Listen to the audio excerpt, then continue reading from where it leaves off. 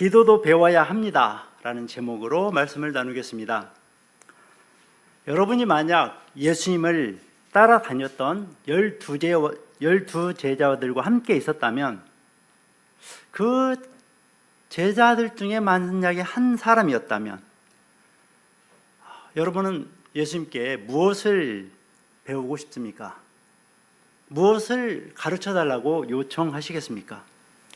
2000년 전에 예수님께서 이 땅에 오셨을 때 예수님의 12 제자들은 예수님과 함께 동고동락하면서 예수님의 말씀을 직접 듣고 예수님의 기적들을 체험하면서 예수님께서 가르치시는 능력과 권위를 매일매일 보는 또 배우는 특권을 누렸습니다. 잠시 이 시간 여러분께서 눈을 잠시 감으신다면 한번 하나님께서 주신 그 상상력을 동원해서 여러분이 예수님을 따라 갈릴리, 유대, 예루살렘 이런 등지를 두루 다니면서 예수님께서 가르쳐 주시는 모든 교훈을 배우는 제자 가운데 있다고 생각해 보시기를 바랍니다. 우리는 제자들과 함께 다니면서 나병을 고치시고 시각장애인, 청각장애인, 또 지체장애인 이런 장애인들을 고쳐주시는 예수님을 바라봅니다. 오병이어 남자들만 5,000명 그 수많은 사람들을 배불리 먹이시고 또 12광주리나 남긴 사건, 죽어서 관 속에 있는 그 소년이 살아나고 예수님의 그 명령으로 달리다고 할 때 죽었던 소녀가 일어나는 것을 보게 됩니다. 죽은 지 나흘이나 되었던 나사로, 냄새나는 나사로를 살리시는 예수님을 바라보았을 것입니다. 우리는 12 제자들과 함께 정말 함께 놀라고 감탄했을 것입니다. 그런데 예수님께서 제자들에게 이 세상을 떠나시기 전에 더 놀라운 말씀을 하십니다. 요한복음 14장 12절 말씀. 내가 진실로 진실로 너희에게 이르노니 나를 믿는 자는 내가 하는 일을 그도 할 것이요 또한 그보다 큰 일도 하리니 이는 내가 아버지께로 감이라. 제자들은 그들이 목격한 예수님께서 행하신 일들을 해야 했습니다. 그러나 제자들은 병자를 고치는 법이나 설교하는 법이나 또 어떤 가르치는 법을 예수님께 요청한 적이 별로 없습니다. 그러나 그들은 기도를 가르쳐 달라고 요청을 합니다.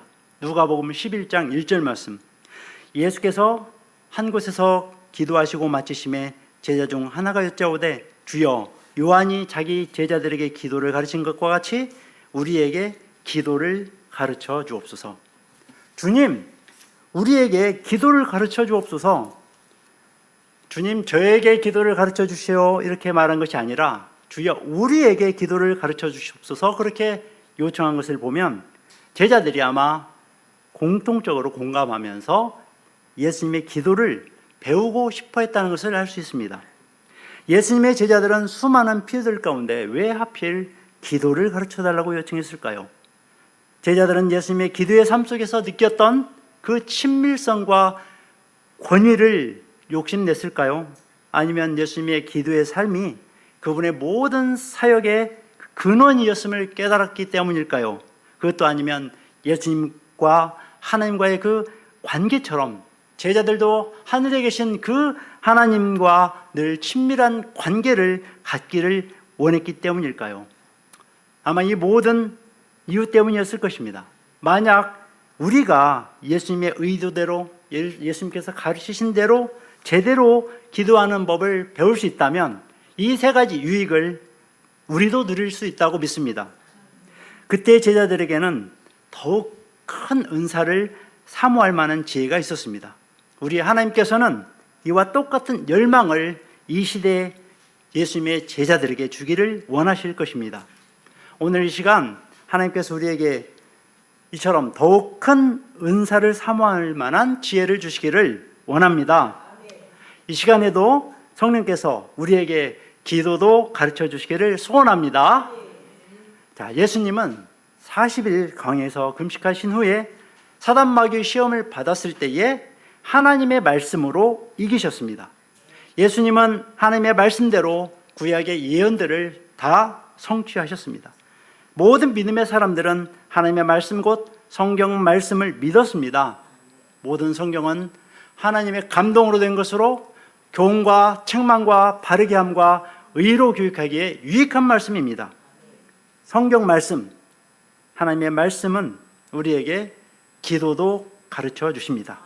자, 이 시간 성경이 우리에게 기도에 대해서 무엇을 가르치고 있는지 세 가지 측면에서 살펴보겠습니다. 첫째, 성경은 우리가 기도하도록 가르치십니다. 비록 예수님께서는 제자들의 요청으로 기도하는 것을 가르치셨지만 예수님께서는 나중에 제자들에게 시험에 들지 않게 깨어서 기도하라고 말씀하셨습니다. 마가복음 14장 38절 말씀에 시험에 들지 않게 깨어있어 기도하라. 함께 봉독해 볼까요? 시험에 들지 않게 깨어있어 기도하라. 마음에는 원이로되 육신이 약하도다 하시고, 어떻게 기도해야 하는지를 아는 것만으로는 충분하지 않습니다. 제자들은 기도를 해야만 했습니다. 아주 분명하게 말해서 정신을 차리고 있는 것으로만은 부족하다는 말씀이죠. 그들은 기도의 채널을 통해서 아버지께 도움을 구해야 할 필요가 있었습니다. 데살로니가전서 5장 17절에서 사도 바울은 이 비밀을 알았기 때문에 쉬지 말고 기도하라고 한 것입니다. 기도는 우리 그리스도인에게 있어서 이 걷는 것이나 또는 호흡하는 것처럼 아주 자연스러운 것이어야 합니다. 성도 여러분은 기도가 호흡하는 것처럼 자연스럽습니까?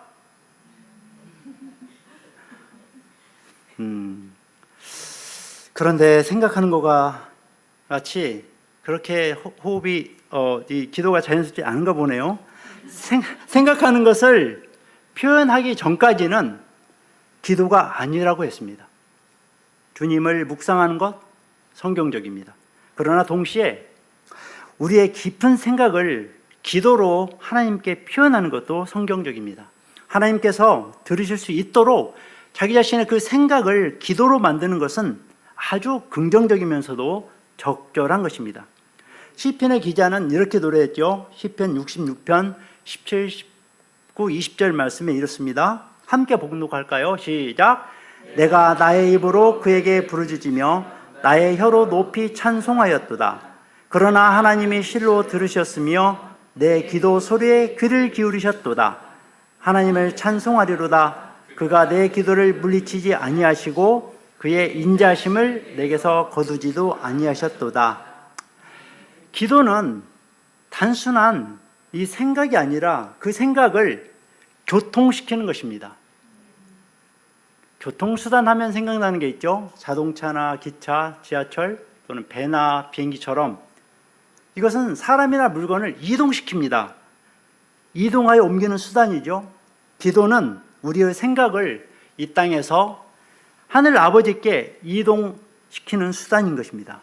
기도는 태도를 넘어서 표현되는 것입니다. 우리가 성경으로 소리내어 기도할 때에 우리는 단순히 하나님을 생각하는 차원을 넘어서 하나님께 정직한 반응을 하게 됩니다. 깊이 생각하는 상태에서 기도로 옮겨가는 것입니다. 예수님은 제자들에게 기도에 대해서 명확한 목적이 있음을 가르치셨습니다. 예수님은 사람들 앞에서 외식으로 기도하는 자들을 경고하면서 이렇게 말씀하셨죠. 오늘 본문 말씀인데요. 마태복음 6장 6절 말씀입니다. 함께 봉독하시겠습니다. 너는 기도할 때에 내 골방에 들어가 문을 닫고 은밀한 중에 계신 내 아버지께 기도하라. 은밀한 중에 보시는 내 아버지께서 갚으시리라. 아멘. 이 짧은 구절 속에는 5가지 규칙이 들어있어요. 5원리라고도 하는데 첫 번째 기도의 원리는 너는 기도할 때 일정한 기도 시간이 있다는 것입니다. 우리는 너무 바쁜 일정 속에 살고 있지 않습니까? 그래서 기도하는 시간을 정해 놓아야 합니다. 아침에 경건의 시간으로 하루를 시작하면 가장 좋은 시간이 될 수도 있겠지만 이 성경 말씀 어디에도 아침 기도가 가장 영적이라고는 말하지 않았습니다. 다윗은 이렇게 말하고 있습니다. 시편 55편 7절에서 저녁과 아침과 정오에 내가 근심하여 탄식하리니 여호와께서 내 소리를 들으시리로다. 이것은 고정된 시간은 아니지만 기도 시간을 따로 구별해 놓아야 한다는 말입니다. 시간을 정하지 않아도 무방하지만 기도를 위한 계획을 세우라는 것은 주님의 명령입니다. 자, 두 번째로 기도의 원리는 네 골방에 들어가. 기도가 이 장소가 있다는 말씀입니다. 만약 우리가 기도를 위해서 어느 한 장소를 정한다면 기도 습관을 들이기가 아주 쉬울 것입니다. 기도, 말씀, 증인의 체질로라고 하는 우리의 비전, 기도의 체질을 위해서 우리는 기도의 장소를 정하는 것이 매우 유익할 것입니다. 집이나 사무실 또 교회에 자기만의 기도의 그 지정석을 정하고 그곳에서 기도를 할 때에 집중하여 기도할 수 있다는 사실은 여러분도 체험적으로 아시지 않습니까? 예수님은 규칙적으로 겟세마네 동산에서 기도하셨습니다. 하박국 선지자는 망대에서 기도했습니다. 야곱의 그 예배 드리러 갔던 자리 베델이 있었습니다. 우리의 골방은 침실일 수도 있고 거실의 한쪽 구석일 수도 있고 아니 어쩌면 특별한 장소일 수도 있습니다. 그러나 분명한 것은 우리에게 기도를 위한 장소가 필요하다는 것입니다. 우리 각자 자신이 정해놓은 기도의 장소를 향하여 걸어갈 때에 기도의 자세가 갖추어질 수 있도록 기도의 장소를 구별해 놓는 것, 이것은 주님의 명령입니다. 세 번째 기도의 원리는 문을 닫고 은밀하게 하라는 것입니다. 우리는 하나님께 은밀하게 기도하는 것을 배울 필요가 있습니다. 기도는 오직 전능하신 하나님을 1대1로 독대하는 시간입니다. 하나님의 전능하신 능력에 붙잡혀 산 많은 사람들은 하나님과 개인적인 시간을 보내는 것을 배운 사람들이었습니다. 기도는 오직 하나님과 1대1로 만나는 비밀스러운 일입니다. 개인 기도를 은밀하게 잘 할 경우에 대중 기도도 아주 생명 있게 할 수 있겠죠. 네 번째 기도 원리는 은밀한 중에 계신 네 아버지를 알라는 것입니다. 하나님께 말하기 전에 그 기도는 성경적일 수가 없습니다. 주기도문에서 예수님은 하늘에 계신 우리 아버지를 향하여 하라고 가르쳐 주셨습니다. 마태복음 6장 9절에서 그러므로 너희는 이렇게 기도하라. 하늘에 계신 우리 아버지요. 기도는 개인적으로 아는 분과 이렇게 나누는 대화입니다. 그분은 바로 우리의 아버지이십니다. 그분을 잘 알면 알수록 기도는 더욱더 쉽게 될 것입니다. 다섯 번째 기도 원리는 네 아버지께서 갚으시리라. 이것은 기도의 은총을 아는 것입니다. 기도의 카리스마, 즉 기도할 때 하나님이 주시는 선물을 주신다는 원리이죠. 기도는 결코 일방적인 것이 아닙니다. 우리가 은밀한 중에 아버지께 기도할 때에 하나님께서 우리에게 확실히 응답을 주십니다. 우리는 하나님의 말씀의 계시를 통하지 않고는 기도의 이 확고한 목적을 이해할 수가 없습니다. 기도할 때 성경을 사용하면 사용할수록 더욱 하나님의 모범을 따라 하나님의 뜻 안에서 기도할 수 있을 것입니다. 하나님을 향한 기도의 사역을 예수님보다 더 잘 수행하신 분은 없지 않습니까? 이와 같이 예수님은 우리에게 정해진 시간, 장소, 은밀하게 그 어떠한 장소에서 기도하도록 가르치셨고 반드시 응답해 주신다는 것을 가르쳐 주셨습니다. 하나님의 응답에 대한 기대를 가지고 기도하는 우리가 되시기를 바랍니다. 자, 두 번째로 성경은 우리에게 무엇을 가르치십니까? 성경은 우리에게 기도하는 방법을 가르쳐 주십니다. 여러분의 기도는 지루합니까? 지루하신 분들이 몇 분 계시는 것 같아요. 네. 아니면 다정하고 어떤 열정이 있으십니까? 기도할 때 감정이 새롭습니까? 기도의 다양성도 없고 같은 말을 반복하면서 감정이라고는 전혀 실려있지 않다면 성경적으로 기도해 보십시오. 성경은 흥미있는 기도를 유지하도록 기도의 다양한 형태를 가르쳐주고 있습니다. 유다서 1장 20절 말씀에 이런 말씀이 있어요. 함께 봉독하겠습니다. 사랑하는 자들아, 너희는 너희의 지극히 거룩한 믿음 위에 자기를 건축하며 성령으로 기도하며. 지금 성령으로 기도하시는 분이 두 분 계시는데, 성령 안에서의 기도는 우리 기도에 무한한 다양성을 줍니다. 로마서 8장 26절 말씀 너무 잘 아는 말씀인데요. 이와 같이 성령도 우리 연약함을 도우시나니 우리가 마땅히 빌 바를 알지 못하나 오직 성령이 말할 수 없는 탄식으로 우리를 위하여 친히 간구하시느니라. 사도 바울이 거룩히 기록한 것 같이 우리는 기도하고자 하는 것의 어떤 그런 개념도 제대로 파악하지 못하는 때가 있죠. 어떤 우리가 기도하고자 하지만 그 생각을 제대로 표현할 수 있는 적당한 단어를 찾지 못할 때도 많습니다. 그렇지만 우리 성도들의 삶 속에 내주하시는 성령 하나님께서는 우리의 필요, 우리가 기도해야 할 제목, 교회의 필요를 너무너무 잘 아십니다. 성령은 하나님의 마음과 뜻을 알고 계십니다. 그것을 우리 성도들의 입술을 통해서 어떻게 기도로 표현하는지에 대해서도 알고 계시는 분입니다. 성도들이 자기 고유의 언어로 하나님께 기도할 수도 있고 또 방언으로 기도할 수 있습니다. 기도는 의식의 체계를 뛰어넘어서 어떤 제한 없이 이렇게 기도하는 그런 기도를 우리는 방언이라고 하죠. 이와 같이 기도는 어쨌든 표현한다는 것이 아주 중요해요. 결정적인 것은 우리 안에 계시는 성령 하나님은 우리보다 앞서서 하나님과 교통하시며 이 교통은 아주 순수하고 강력하다는 것입니다. 사도 바울은 고린도전서 14장에서 방언처럼 영으로 기도하기도 하고 또 우리 마음으로 기도하기도 하고 이렇게 구분을 해서 표현을 하고 있어요. 또 시편의 여러 기자들은 이 기도를 참 다양하게 표현하고 있습니다. 어떤 이는 노래하며 기도하고 또 소리를 치면서 기도하고 울면서 기도하고 통성으로 기도하고 개인적으로 기도하고 이렇게 다양한 기도하는 방법들을 시편을 통해서 보여주십니다. 그들은 손을 들고서 기도하기도 하고 무릎 꿇고서 기도하기도 하고 또 몸을 땅에 엎드려서 기도하기도 하고 또 일어서서 기도하기도 했습니다.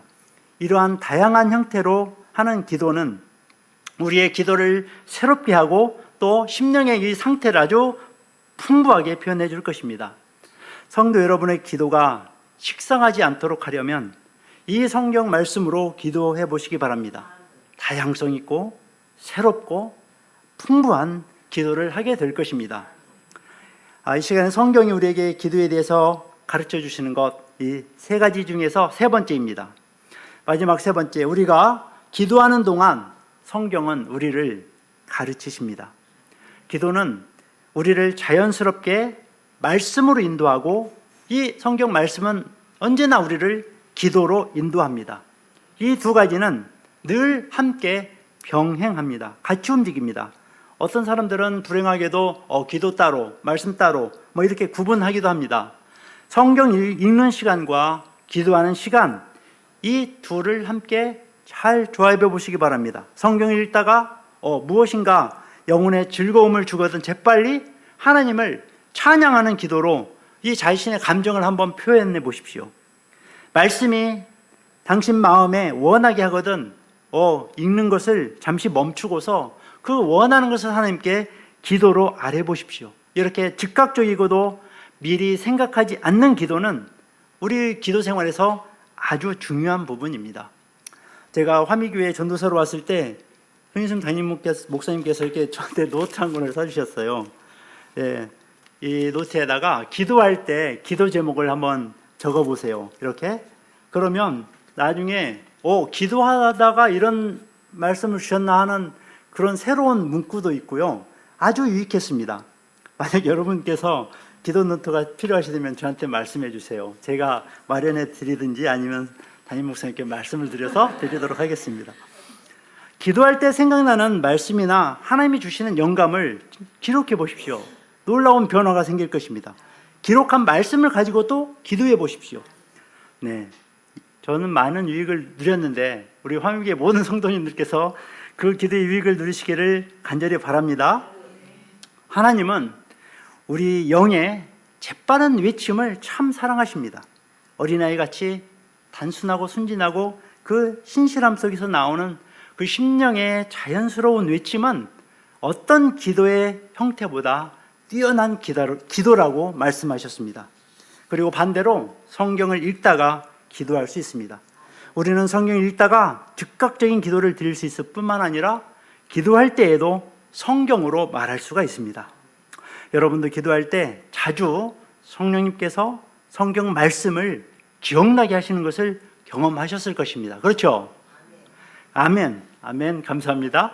그럴 때 우리가 반응한다면 기도는 새로운 영역으로 점점 자라게 될 것입니다. 소리내어 기도할 때 하나님께 우리의 뜻을 말하게 되지만 말씀으로 기도하면 하나님께서 자신의 뜻을 우리에게 말씀하실 수 있습니다. 성경은 경건한 그 사무엘에게 이렇게 말씀을 했습니다. 사무엘상 3장 21절 말씀입니다. 함께 봉독하겠습니다. 여호와께서 실로에서 다시 나타나시되 여호와께서 실로에서 하나님의 말씀으로 사무엘에게 자기를 나타내시니. 여호와의 말씀으로. 성경은 하나님의 살아있고 항상 있는 말씀이라고 베드로전서에서 말씀하고 있죠. 성경은 하나님께로 가는 나침반의 그 북쪽을 가리키는 그 지침과 같습니다. 자동차를 움직일 때 어디로 갈지 모를 때 내비게이션처럼 우리를 안내하는 것 같습니다. 그분께 올바로 기도하는 법을 가르쳐 주십니다. 성경은 기도 시간에 우리가 올바른 길을 다시 찾도록 도와주십니다. 우리의 기도가 너무 자기중심적일 때 성경은 우리의 관심을 다시 바로잡아서 하나님의 뜻대로 돌려줍니다. 우리가 간구에만 빠져 있을 때 성경은 하나님의 선하심 쪽으로 우리의 생각을 바꾸어 주십니다. 기도할 때에 마음속에 있는 것을 표현하기 위해서 적당한 단어를 찾지 못할 때가 있지 않습니까? 그럴 때 참 답답하지 않습니까? 그런데 기도할 때 성경 말씀을 사용하면 단어를 크게 늘릴 수가 있습니다. 구약 성경 시편은 하나님을 찬양하고 또 하나님을 예배하는데 정말 적절하고 어떻게 보면 이 보물단지라고 표현할 수가 있겠습니다. 사도 바울은 기도할 때 그 기도를 보면은 간구를 위한 단어들이 참 많습니다. 예수님의 기도를 보면 하늘 아버지와의 그 관계를 적절하게 표현한 그런 단어들을 알려주십니다. 이제 말씀을 정리해 보겠습니다. 성경은 영적 진리를 가르쳐 주십니다. 우리는 성경으로 기도도 배웁니다. 또한 성경은 기도하는 중에 우리를 가르치십니다. 성령 하나님은 우리가 성경 말씀을 알면 알수록 우리가 무엇을 어떻게 말해야 할지 다양한 말씀으로 우리를 가르쳐 주십니다. 성령님, 이 신실하신 선생님은 자신의 교과서인 이 성경을 사용해서 그 원리를 적용시킬 수 있도록 우리를 도와주십니다. 심지어 하나님과의 그 개인적인 대화에서도 성경으로 표현할 수 있도록 해주십니다. 오늘 우리는 이 기도를 가르치시는 성경에 대해서 이 세 가지 면에서 살펴보았습니다. 첫째로 우리가 기도하도록 가르치십니다.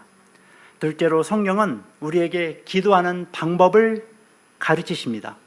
마태복음 6장 6절 말씀은 우리에게 기도의 그 5가지 규칙, 5가지 원리에 대해서 말씀하셨음을 알았죠? 기도는 때가 있고 장소가 있고 은밀하게, 또 우리의 기도의 대상이신 아버지, 그리고 그 아버지께서 들으시고 응답해 주신다는 그 약속, 규칙, 이 5가지를 꼭 기억하시기를 바랍니다. 또한 우리가 기도하는 동안에 성경은 우리를 가르쳐 주십니다. 훌륭한 가르침에는 좋은 예화가 따라야 한다고 합니다. 성경은 기도의 풍성한 예화들로 가득 차 있습니다. 성경이 기도의 사람들에게 그들의 생활 속에서 어떤 영향을 주었는지, 그리고 그 성경 말씀이 그들의 공동체와 또 그들의 민족에게 어떤 영향을 끼쳤는지 우리에게 잘 보여주고 있습니다. 이 시간 우리는 우리 하나님 아버지께 기도하기를 바랍니다. 우리의 기도, 주여 우리에게 기도를 가르쳐 주시옵소서. 주여 우리가 기도를 배우기를 원합니다. 예수님의 삶 속에서 예수님께서 행하셨던 그 친밀성과 그 권위를, 또 예수님의 모든 사역의 그 근원이 기도였다는 것, 예수님처럼 우리도 하늘 아버지와 친밀한 관계를 누리며 사는 그 유익함을 깨달아주는 그 기도, 주여 우리에게 기도도 가르쳐 주옵소서.